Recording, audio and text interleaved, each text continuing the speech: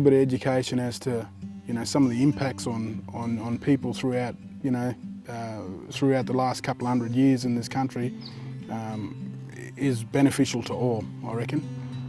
Yeah, well, we never had those sort of diseases, a long time ago. We only had other diseases, that was on our body, not in our bloodline. Nobody spoke about it. Not that I know anyway, nobody spoke to me about that. My grandmother was a very shy woman and she never talked about health, about STIs. Really, I think we have to keep in mind that it's something else that's been introduced to us, into our community, into Indigenous people, It starts from the elders. That's where it starts. Like if the elders lose their culture, if the elders lose their culture, their social and emotional well-being inside themselves, then they pass that on to the younger generations. You've got Aboriginal kids who are caught between the non-Indigenous world and the Indigenous world. They got 1 foot over here and they got 1 foot over here.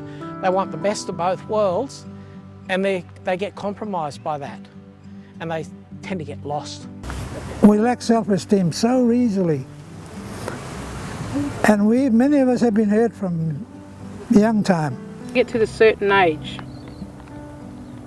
and they're accepted in the community as a man or whatever. You don't discuss nothing at all with them. You don't talk about it. You don't know nothing about it. Yeah, so drugs and alcohol influences young people quite a bit with decisions with their sex life and things like that. It is the alcohol as well. They do make wrong decisions with alcohol, so they don't have the willpower to say, no, I don't want to drink, or no, I don't want to do that. Peer pressure is a big thing for young males, young Indigenous males in particular. They're not necessarily doing all the right things.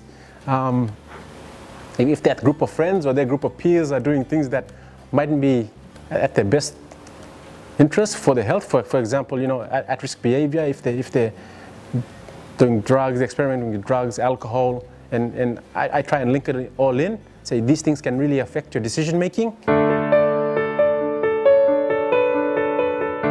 It all ties into one.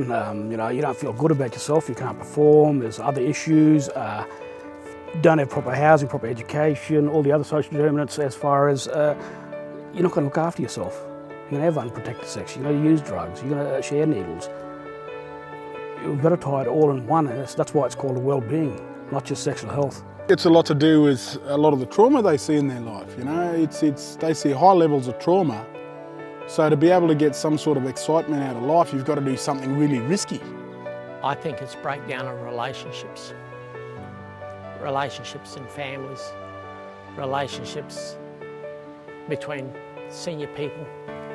I think once again I go back to that thing about young people think they're bulletproof.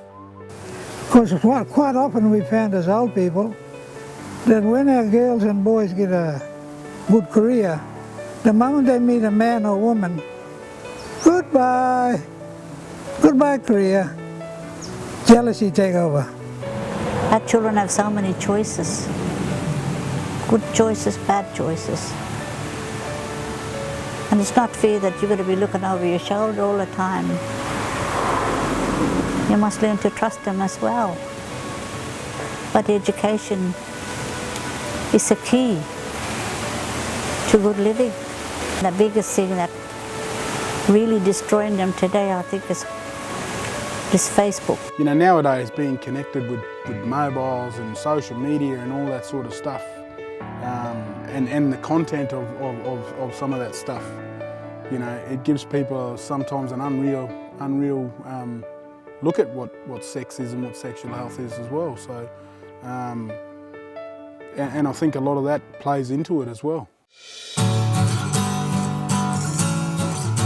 The big picture, we're not talking about only one little thing here. There's a lot of things that happens to create this, to get this disease.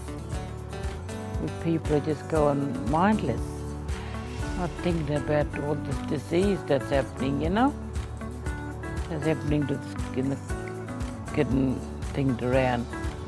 And I think community should start getting together and start teaching, you know, teaching this. If you have the right people to look up to, have all this knowledge that you get from strong women, from the clinics, and you know, sometimes from your family, I think that's going to support you and how you develop into a woman.